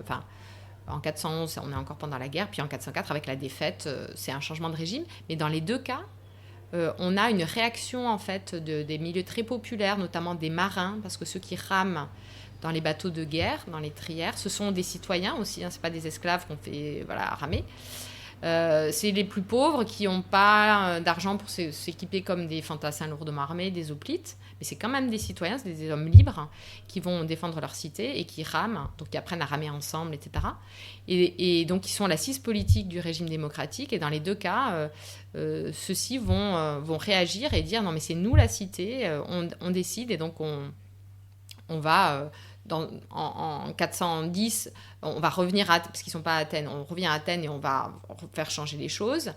Et dans le deuxième cas, c'est la fin de la guerre, donc tout le monde a été démobilisé, mais il y a quand même une prise d'armes, et donc une guerre civile en 403 pour rétablir la démocratie. Elle est à nouveau abolie au début de l'époque hellénistique en 422, temporairement, là encore, pour quelques années, parce que Athènes se révolte contre la Macédoine après la mort d'Alexandre le Grand et veut retrouver son indépendance totale. Et donc elle perd la guerre. Donc là encore, on lui impose un régime oligarchique, mais qui finalement dure un peu plus d'une dizaine d'années. Et ensuite, donc à l'époque hellénistique, on a à nouveau le retour de cette démocratie. Et entre l'époque classique et hellénistique, ce modèle athénien, en fait, il se diffuse beaucoup. Donc si on a eu peut-être d'autres systèmes pré-démocratiques ou démocratiques avant Athènes, avant le début la fin du 6e, début du 5e, c'est surtout à l'époque classique et hellénistique que ça se développe. Et à l'époque hellénistique, c'est probablement le régime politique le plus fréquent dans les cités grecques. Mais ça va de pair avec l'idée c'est un système d'accord, démocratique, mais qui est chapeauté par une monarchie qui est au-dessus. Donc il y a une forme d'autonomie, d'indépendance de la communauté qui est quand même limitée. C'est-à-dire des prises de décision qui sont collectives par les citoyens, mais en dernier ressort, il faut se soumettre à l'autorité d'un roi qui est au-dessus. D'accord, sauf à Athènes. Non, à Athènes, ça va être aussi le cas, ouais. Ah, alors, du coup, est-ce que tu peux nous en dire un peu plus sur l'organisation justement de la politique? Quel est le pouvoir réel? Enfin, comment... Parce qu'après, ce sera la même chose avec Rome, en fait, okay. Avec l'autorité de Rome. Il y a eu tout un débat pour dire est-ce qu'à partir de l'époque hellénistique, comme les cités ne sont plus véritablement indépendantes, alors il y a des phases où elles retrouvent un peu de leur indépendance, mais ça reste des phases limitées, est-ce qu'il faut déconsidérer cette vie politique et dire qu'en fait, c'est plus grand-chose. Est-ce que c'est la mort des cités, en gros Et aujourd'hui, on s'accorde à dire non, en fait. Il y a une vie politique qui reste quand même très, très riche. C'est intéressant parce qu'on voit beaucoup les femmes aussi qui prennent le devant de la scène parce que quand il y a des problèmes financiers, elles donnent de l'argent, etc. Donc, elles ont des décrets qui les remercient. Et, donc, il y a une place plus importante des citoyennes dans la vie politique d'époque hellénistique et romaine. Et donc, c'est simplement que, pour ce qui concerne les affaires étrangères, voilà, l'activité militaire, parfois l'autonomie financière, il peut y avoir des négociations avec le pouvoir royal ou le pouvoir impérial quand ensuite il s'agira de Rome. Mais fondamentalement, ça ne change pas les choses dans le cœur de la vie politique dont on peut justement parler, tel qu'on le voit fonctionner à l'époque classique. Ok. Et alors justement, à l'époque classique, on a parlé de la boulée, ces citoyens qui se réunissent pour le travail législatif, faire les lois, etc. Est-ce que tu peux nous dire, sans rentrer dans trop de complexité, comment ça s'organise? Voilà, Alors, donc, si vous êtes citoyen athénien, vous êtes censé assister ou en tout cas, bienvenue à toutes les assemblées. Donc, il y en a à peu près 3 par mois. Donc, c'est une assemblée générale. Donc, les 25 000 à 50 000 personnes sont les bienvenues. Exactement. Et il y a la place pour asseoir tout le monde. Donc, ils ont installé, au début, c'était probablement sur l'Agora, mais ensuite, il y a ce qu'on appelle la PNIC. C'est sur une colline qui a été aménagée, en fait, comme une grande esplanade avec un système d'estrade pour la personne qui va parler. On a du mal à imaginer, 25 000 personnes ne rentrent pas. Donc ça veut dire concrètement que vous êtes le bienvenu, mais personne ne se déplace 3 fois par mois et quitte son champ, surtout si vous habitez au fin fond de l'Attique, parce qu'il faut quand même vous déplacer. On a des zones qui sont à 40-50 km de la ville, quoi. Donc on ne fait pas le déplacement si ce n'est pas pour des grandes occasions. Donc il est probable que les citoyens n'assistent pas à toutes les assemblées. Ceux qui peuvent assister à toutes les assemblées, c'est ceux qui résident sur place en ville. Donc ça peut être les citoyens les plus pauvres qui n'ont pas forcément, qui louent leur logement et qui sont des salariés à la journée, donc qui sont en ville pour ça. Mais il faut que ce soit un jour où ils ne travaillent pas. Donc ça peut limiter. Et après, c'est surtout les aristocrates qui ont le temps. Parce qu'ils ont des propriétés terriennes, mais elles sont leur mise en valeur est déléguée à d'autres, et donc ils se déplacent de temps en temps. Hein. Ils ont à la fois des maisons en ville, à la campagne, et ils bougent pas mal, mais ils ont le temps, en fait. Donc, ce qui fait que l'Assemblée, on estime qu'il pouvait y avoir jusqu'à... il y a un quorum de 6 000 pour certaines décisions. Donc, c'est quand même 6 000 personnes. Donc, c'est déjà pas mal. Hein. Il faut arriver à s'entendre. Donc, on suppose que les conditions d'écoute à l'Assemblée sont relatives. On n'a pas des systèmes d'amplification des voix comme aujourd'hui, de sonorisation. Donc, il y avait aussi des dispositifs pour qu'on entende quand même les gens parler. Mais c'était probablement aussi, la parole était répercutée à l'intérieur de l'Assemblée quand on n'avait pas entendu ce que l'orateur avait dit, etc. Donc, il y avait aussi du tohu-bohu à l'Assemblée. Enfin, c'est pas... Peut-être que finalement, l'Assemblée nationale, où il y a une manifestation bruyante, c'était certainement le cas à l'Assemblée. En théorie, donc, tout citoyen peut y aller. Tout citoyen peut y prendre la parole. Il y a un ordre du jour qui est préparé par la boulée. J'expliquerai un peu ce qu'est la boulée. Donc, on doit voter des choses. Mais après, tout le monde peut prendre la parole et dire « Moi, je voudrais changer cette proposition de loi, etc. » Donc, la question, c'est est-ce que tout le monde prenait vraiment la parole ? En fait, il faut savoir parler devant beaucoup de monde. Donc là encore, on pense que le principe d'accès à tout le monde est limité par la mise en œuvre effective qui, là encore, peut-être donne un peu plus de poids à ceux qui sont éduqués, ceux qui savent parler, ceux qui ont eu accès à un certain niveau culturel. Et donc là, on vote pour tout. Est-ce qu'on entre en guerre ? Est-ce qu'on envoie des personnes aller consulter l'oracle de Delphes et demander à Apollon si on doit faire telle ou telle chose ? Est-ce qu'on décide d'affermer les mines publiques, et si oui, à qui ? Pour quel montant ? Est-ce qu'on rend honneur à telle personne parce qu'elle a fait telle chose ? Est-ce qu'on accorde la citoyenneté à telle personne parce qu'elle a fait telle chose ? Parce que quelquefois, on peut... de manière exceptionnelle, accorder la citoyenneté à quelqu'un qui, normalement, n'a pas accès à la citoyenneté. Et donc, on décide de tout et on discute de tout. Donc, ça peut durer une journée entière, etc. Donc, ça, c'est un peu la base. Ça, voilà. Et tu dis, ils votent, mais ils votent à la majorité ? Oui, c'est la majorité. Pour la plupart des décisions, c'est à main levée. Donc tout le monde voit ce que les autres votent. À Et donc 6 000, faut c'est sympa. c'est ça, faut compter. Exactement, faut compter les voix. Et donc c'est un système qui est employé pour, je dis, la plupart des décisions et l'élection de certains magistrats. Donc certains représentants sont également élus, notamment les stratèges, ceux qui dirigent l'armée. C'est important de savoir qui va conduire l'armée. Et donc là, c'est un système d'élection. Parmi les autres représentants, ceux qui vont en fait gérer les affaires courantes au quotidien, parce que l'Assemblée, voilà, elle ne peut pas gérer certaines affaires, contrôler le marché, l'arrivée des marchandises, les prix, l'entretien des infrastructures, etc. Tout ce qui concerne les surveillances, voilà, exactement, tout ça. La gestion quotidienne de la cité, c'est confié à des représentants qu'on appelle les magistrats.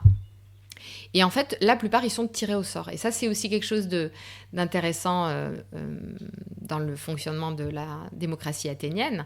C'est cette idée que quand on tire au sort, ce sont les dieux qui décident. Et ça permet aussi de choisir de manière large.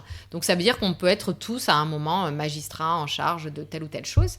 Et ça induit aussi une forme de non-spécialisation. Donc on n'est pas expert, forcément. Et ça, la démocratie athénienne considère que les citoyens sont légitimes pour s'occuper de tout ce qui concerne les affaires de la communauté. Et sauf peut-être donc les stratèges, ils sont élus, donc ça veut dire qu'on estime que voilà. Et les magistrats en charge des finances, on les élit aussi. Donc on veut pas qu'il y ait non plus n'importe qui. On voit très bien qu'il y a quelques petits secteurs identifiés comme étant un peu stratégiques, mais sinon il y a vraiment cette idée-là. Donc souvent on est magistrat à plusieurs, on n'est jamais seul. C'est collectif. Donc, on a un groupe de 10 magistrats pour la surveillance des marchés. On a un groupe de 10 magistrats pour, la gestion des prisons. Et cette dimension collective, elle est importante parce qu'elle évite une appropriation du pouvoir. Donc, l'idée, c'est vraiment d'anonymiser aussi, qu'il n'y ait pas une sorte de personnalisation trop forte du pouvoir, mais un partage des tâches. Mais concrètement, c'est parmi les 50 000 qu'on tire au sort ou... Alors... Il y a, pour certaines fonctions, une exigence d'appartenir à une certaine catégorie. J'en ai pas parlé pour pas complexifier trop les choses, mais c'est extrêmement complexe, la démocratie athénienne.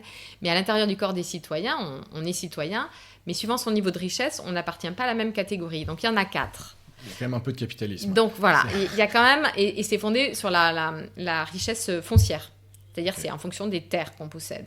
Donc ça, c'est important parce que c'est aussi ce rapport à la terre, il est déterminant si on veut comprendre la démocratie athénienne. Donc les grands propriétaires terriens, ils sont au-dessus. Eux, ils vont accéder à plus de magistratures, à toutes. Ils peuvent être tirés au sort pour toutes les magistratures élues, etc. Et plus on descend, et plus pour certaines, effectivement, on a des restrictions. Et normalement, c'est plutôt sur une liste de volontaires. Donc, si vraiment vous ne voulez pas l'être, en tout cas pour certaines fonctions, vous ne serez pas tiré au sort. Parce que ma question, c'était, j'imagine qu'il y a des citoyens donc un peu plus pauvres que les autres, on l'a vu. Ouais. On est tiré au sort, on habite à 60 km d'Athènes, on a 2 esclaves pour cultiver la terre. Concrètement, c'est injouable de venir... Parce que j'imagine qu'on n'est pas rémunéré pour son activité de magistrat pendant un an. Tout à fait. Donc, c'est quelque chose qui, effectivement, limite. Là, on voit, encore une fois, et c'est vraiment important de le souligner, qu'il y a les principes de fonctionnement de la démocratie athénienne. Accès à tous, répartition, égalité, etc. Mais il y a foncièrement, à la base, cette inégalité économique, en fait. Qui biaise les choses, parce qu'on pourrait dire on est tous citoyens, mais non, en fait, on n'exerce pas la citoyenneté de la même manière. On ne participe pas de la même manière au pouvoir si on est dans la 4e catégorie censitaire, donc on est tête, on est rameur, on est, quand il y a la guerre, on n'est pas hoplite, et on est obligé de trouver du travail chaque jour pour pouvoir subvenir à ses propres besoins. Et donc, il y a des degrés d'engagement et de participation qui sont différents. L'autre élément sur la démocratie athénienne, c'est que pour préparer tous ces textes de loi, il y a ce qu'on appelle la boulée. Donc ça, c'est un conseil de 500 personnes. Okay. Et il est changé chaque année. Et là encore, c'est tirage au sort. Ok, mais toujours parmi un petit groupe. Voilà, plus les volontaires et qui appartiennent au début aux deux premières catégories censitaires. Après, ça va s'élargir. Et donc, eux, ils préparent les lois. Et donc, ils sont pris un peu partout sur le territoire, cette fameuse réforme de Clisthène. Donc, ça veut dire que c'est des gens qui viennent d'un peu partout. Et ça, c'est important. Parce que même s'il peut y avoir une forme d'homogénéisation sociale, c'est plutôt les catégoriser. En revanche, ils n'ont pas forcément les mêmes intérêts, parce qu'il y en a certains, c'est ceux de la côte. Voilà. Et ça, c'est très important aux yeux des Athéniens, qu'il y ait une forme de représentativité de la diversité du territoire. Et donc, pour terminer sur cette fonctionnement de la démocratie athénienne, c'est ce a commencé à ajouter Périclès, et ça se poursuit après lui, pour permettre plus de justice et d'accès effectif au pouvoir. Il va développer ce qu'on appelle le système de la mystophorie. Donc, ça veut dire qu'on va avoir une petite rémunération. Alors, pas pour les magistratures, l'ensemble des magistratures, mais par exemple, pour être boulotte, pour participer à la boulée pendant une année, parce que ça prend du temps, et ben, on a une petite rétribution. Pour participer à l'Assemblée, pour la journée, si on y va, on a une petite rétribution. Il y a aussi des tribunaux populaires. La justice, elle est exercée par les citoyens, c'est pas des professionnels non plus. Et c'est un système de tirage au sort pareil pour les tribunaux. Et là encore, on a une petite rétribution. Donc, on voit comment il y a la prise en compte quand même de ces inégalités économiques et qu'il va falloir trouver un système pour plus de participation populaire. Et tu parlais de la boulée et de la manière dont on fait les lois. Comment ça se passe concrètement? Donc ces 500, ils se réunissent combien de fois par semaine? Sur quelle base, en fait, ils travaillent les lois? Est-ce qu'ils les votent? Est-ce que c'est un consensus? Comment ça... Ouais. Alors, les Athéniens fonctionnent assez peu avec le consensus. Ils sont très sur la majorité. Et je trouve que ça, c'est aussi intéressant parce que parmi tous les systèmes de prise de décision, dans un collectif... le consensus est une autre forme de travailler la discussion. Donc, parce que les Grecs, et les Athéniens en particulier, travaillent beaucoup la discussion. C'est vraiment un échange d'opinions, etc. Donc, c'est important le temps où on discute. Et donc, à la boulée, on discute. Donc, ils se réunissent. Alors, on n'a pas de régularité, c'est difficile de le savoir, mais plusieurs fois par semaine, dans un bâtiment spécifique qui se trouve au bord de la place publique, de l'Agora. Et donc... ensemble, en fonction de l'actualité, etc., ils abordent des sujets. Donc, il y a pareil un ordre du jour dans leur réunion. Et ils préparent déjà des propositions de loi qui sont souvent en grande partie rédigées. Et ils les affichent quelques jours avant les 3 assemblées mensuelles. Ils les affichent sur la place publique. Donc, en fait, tout citoyen, il sait qu'il y a une assemblée, ça va être discuté, donc peut réfléchir à lui-même proposer d'autres choses. Et donc, au moment de l'assemblée, on va lire la proposition de la Boulet. Et si quelqu'un prend la parole et dit « je voudrais un amendement », on peut faire un amendement. Et question un peu pratico-pratique, mais il les affiche sur quoi? Alors, il y a 2 manières d'afficher en Grèce ancienne. Soit on veut que ça dure, c'est un affichage public, mais... pour toujours, pour les années à venir. Donc ça sera sur une plaque de métal ou plus spécifiquement sur de la pierre. Donc on a beaucoup de décrets qui ont été votés à l'Assemblée qu'on va ensuite afficher. Et là, on les met sur de la pierre et ça dure. On veut se souvenir de ce décret. Quand c'est juste des projets, on ne sait pas si ça va être adopté, on ne va pas prendre le temps de les graver, etc. Donc là, c'est plutôt des dispositifs. Ça pouvait être sur des panneaux en bois sur lesquels on peignait et qu'on pouvait ensuite réutiliser. Ça pouvait être parfois on utilise de la terre, des tablettes d'argile en fait, mais d'argile non cuite, qu'on peut ensuite réutiliser, ou des tablettes de cire sur lesquelles on peut écrire, pareil au stylet qu'on peut recouvrir. Dans le cas de ces affichages-là, on pense que c'est ces fameux panneaux en bois ou peut-être même en terre cuite qui étaient sur fond blanc, blanchi, et sur lesquels on pouvait écrire et qu'ensuite on réutilisait. Ok, merci, parce que on imagine tout de suite du papier ou du papyrus. Je sais pas, alors ça, c'est pour les archives. On sait qu'ils utilisaient aussi du papyrus, mais ça reste un produit importé, assez coûteux, puisque ça vient d'Égypte, et c'est aussi commercialisé via le Proche-Orient. Donc, on l'utilise pour un certain nombre d'archives, c'est certain. Le problème, c'est que comme le climat grec est un climat qui est moins sec qu'en Égypte, on n'en a pas conservé en Grèce propre, ces fameuses archives, mais on sait qu'il y avait aussi le papyrus qui était utilisé. Mais j'entendais un historien médiéviste dire que, de toute façon, sur le papyrus, en fait, un des gros problèmes, notamment de l'époque mérovingienne, c'est que beaucoup des écrits étaient sur papyrus et pas sur papier. Et du coup, en fait, on a tout perdu quasiment parce que ça ne durait pas. Ben oui, en fait, il faut vraiment... l'humidité, ça va décomposer très très vite, en fait, la fibre de papyrus. Donc on en a conservé beaucoup en Égypte parce que le climat égyptien, il est très très sec, donc c'est parfait. Mais en Grèce, c'est pas du tout le cas. Donc, dans une ou deux tombes, plutôt en Macédoine, on a retrouvé un papyrus d'Hervénie, mais sinon, et qui est sur des histoires plutôt religieuses. Mais tout ce qui est archives publiques, on a tout perdu. Si on s'essaie un peu à une comparaison entre la pratique de la démocratie à Athènes, à cette époque-là, et la pratique de la démocratie en France aujourd'hui, qu'est-ce qu'on peut en dire ? Est-ce que c'est comparable, pas comparable ? Est-ce qu'on a raison d'appeler ça démocratie et démocratie ? Est-ce que... ça, derrière le mot démocratie, effectivement, on peut mettre plein de choses. Ce qui est certain, c'est que nos démocraties représentatives modernes sont très différentes de la démocratie directe athénienne. Où on a un système où les citoyens ils exercent directement le pouvoir, puisqu'ils peuvent prendre les décisions eux-mêmes, et ils sont tout le temps consultés. En fait, on ne prend pas de décision importante sans eux, et ils les exécutent eux-mêmes en tant que magistrats régulièrement. Ils préparent les textes de loi en tant que bouleutes, membres de la boulée. Et puis, ils participent à la justice, et sachant que les tribunaux, ils peuvent aussi juger des affaires publiques, c'est-à-dire que... il n'y a pas de système de procureur comme aujourd'hui, etc. Donc n'importe quel citoyen peut dire « Ah non, mais ça c'est anticonstitutionnel » ou « ça c'est il a enfreint les lois, etc. » ou il a proposé cette loi qui a été votée à l'Assemblée, mais en fait elle est illégale. Donc on peut casser des lois par le biais ensuite de procès qui sont portés juste par un individu.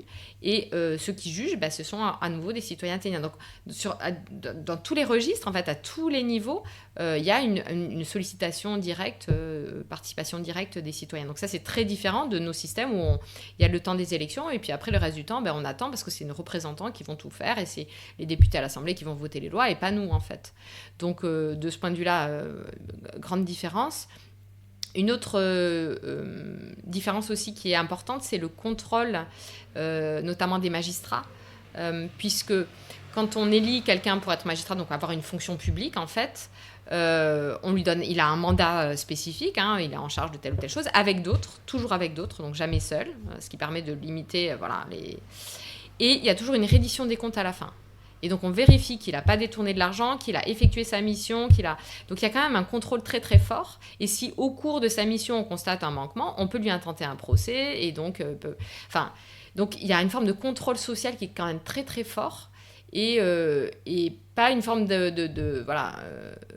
dirais pas d'impunité, mais quand même il y a la sensation qu'ont beaucoup de Françaises et de Français qu'il y a une classe politique et que cette classe politique elle est un peu à part et en fait on n'a pas de classe politique à Athènes. En fait on a des citoyens, alors il y en a qui sont plus présents que d'autres, Périclès par exemple, mais il a été un des 10 magistrats, un des 10 stratèges réélus chaque année, mais il n'a jamais été chef politique. Enfin, il n'a pas été Premier ministre, il n'y a pas de telle fonction, en fait. On change chaque jour les secrétaires, les présidents de séance. Enfin, tout est fait pour une rotation des charges, pour éviter toute personnalisation du pouvoir.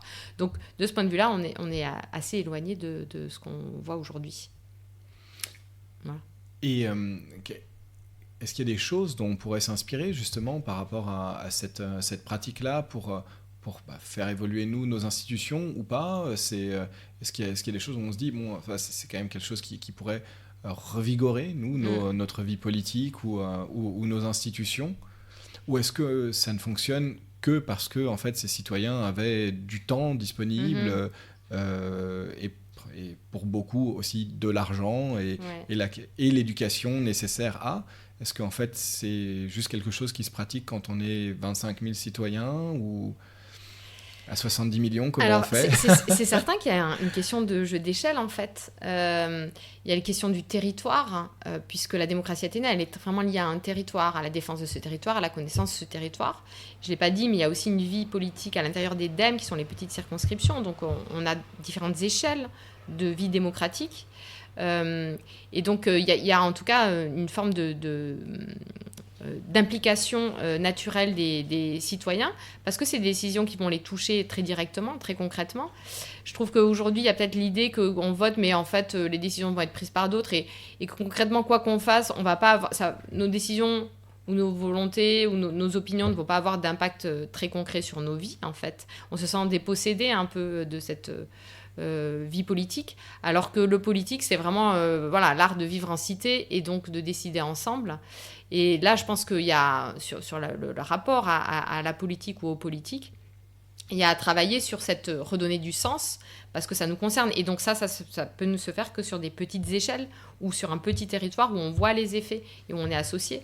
Et donc, il y a eu le podcast sur le communalisme et voilà, cette réflexion sur quelle est la bonne échelle pour exercer une réelle participation et comment est-ce qu'on l'exerce, cette participation, c'est certain. Il y a cette question aujourd'hui aussi du travail qui prend beaucoup de temps. Je pense que dans l'Antiquité, le citoyen, c'est vraiment un citoyen qui se sent engagé dans ce parti pris de vie commune, comme dit Aristote, c'est-à-dire on est en cité, donc on a décidé de vivre ensemble, donc il faut qu'on se donne les moyens de le faire et d'atteindre le bonheur, parce que d'après Aristote, c'est ça l'objectif de la cité, c'est le bonheur pour toutes les personnes qui y habitent. Donc là, évidemment, on pense aux esclaves, bon, bref. Et aujourd'hui, en fait, on est des citoyens consommateurs. En fait, ce qu'on entend beaucoup, c'est la question du pouvoir d'achat. On ne demande pas plus de participation au pouvoir, on demande plus de pouvoir d'achat. C'est ce qu'on entend souvent. Et pourquoi ? Parce qu'on est pris par cette question du travail, le travail étant vu du point de vue travail économique. Et donc, peut-être que si on travaillait moins et qu'on dégageait plus de temps pour ces activités ensemble, et ces prises de décision, parce que ça prend du temps en fait de discuter avec les autres, on n'est pas d'accord, mais c'est aussi ça qui fait le cœur de la politique, c'est accorder en fait des opinions qui peuvent être divergentes au départ et comment on les accorde. Et donc ça, je pense que c'est important, et ce que montrent aussi les conventions citoyennes, c'est que quelqu'un qui n'y connaît rien, et au bout de si on lui donne le temps pour qu'il se documente et qu'il discute collectivement, il peut changer d'avis, il peut se faire une réelle expertise. Et ça, c'était dans l'Antiquité, c'était important. Les citoyens ne devaient pas être des experts, mais on les considérait comme capables de s'emparer de tous les sujets. Parce que par la discussion collective, on pouvait arriver à former une opinion qui pouvait être la bonne opinion ou celle qu'il fallait suivre pour le bien public, pour le bien commun. Et est-ce que aussi, quand tu dis ça, je pense à... Il y a beaucoup de textes ou de propositions, quand on écoute par exemple l'Assemblée nationale, qui peuvent paraître complètement hors sol ou extrêmement techniques et complètement déconnectés en fait de la vie du quotidien, ou j'ai envie de dire presque la vie réelle des gens. Est-ce que c'est différent ça aussi à Athènes ? Est-ce que dans les textes, les propositions, les lois, est-ce que c'est finalement moins complexe ? Est-ce que ce sont des choses qui sont plus en rapport avec la réalité du quotidien ? Oui, parce qu'en fait, les propositions de loi, tout ça, ça émane vraiment des citoyens. Souvent, ce qu'on oublie, je ne sais pas, par exemple par rapport au vote RN ou d'autres choses, ou les gilets jaunes, etc., c'est-à-dire partir de ce que ressentent les gens, partir de leurs préoccupations pour pouvoir ensuite construire des programmes politiques ou des offres politiques, ça me paraît en fait essentiel et c'est juste la base. Et c'est un peu l'impression qu'on a effectivement aujourd'hui, d'avoir une sorte de déconnexion. Il faut repartir un peu de ce que les gens vivent et dans le fonctionnement des cités grecques, en particulier de la démocratie athénienne, si les propositions de loi, elles émanent des citoyens eux-mêmes, elles émanent de ce qu'ils ressentent, de ce qu'ils vivent, on porte les sujets qui en fait émergent de cette réflexion populaire et pas qui sont imposés d'en haut. Voilà. Et peut-être, je voulais simplement dire que là, en fait, on discute de certains des aspects de la démocratie athénienne. Ce que je trouve intéressant, c'est que c'est absolument pas un modèle, même que l'Antiquité n'est pas un modèle. C'est juste un point de réflexion qui nous permet de naviguer entre passé et présent pour voir, peut-être avec un regard nouveau, un peu comment on fonctionne, nous, pour se dire que rien n'est inéluctable et qu'il y a plein de possibles. Mais c'est pas pour dire que la démocratie athénienne, tout fonctionne très bien.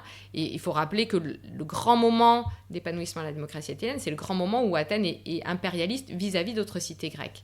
Donc elle tire sa puissance et sa capacité de libérer du temps pour les citoyens, etc., cette prospérité d'une domination sur d'autres cités. Et donc du travail des autres. Voilà, du travail des autres. Donc ça nous rappelle aussi des choses qu'on a très bien connues avec le colonialisme, etc., mais qui permettent aussi de mesurer parfois ce qu'on appelle prospérité du point de vue historique, en disant c'est le grand siècle d'or, etc. Voilà. Qu'est-ce qu'il y a derrière, en fait ? Bon, faut aussi penser à ça. Et juste pour continuer sur peut-être les différences, on a évoqué tout à l'heure le vote à la majorité.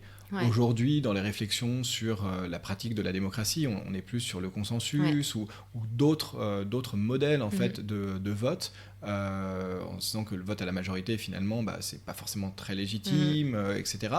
Pourquoi est-ce qu'à Athènes, on vote à la majorité ? Est-ce qu'il y a eu des écrits sur des réflexions autour des différents moyens de prendre des décisions collectivement, ou est-ce que non, on ne sait pas trop ?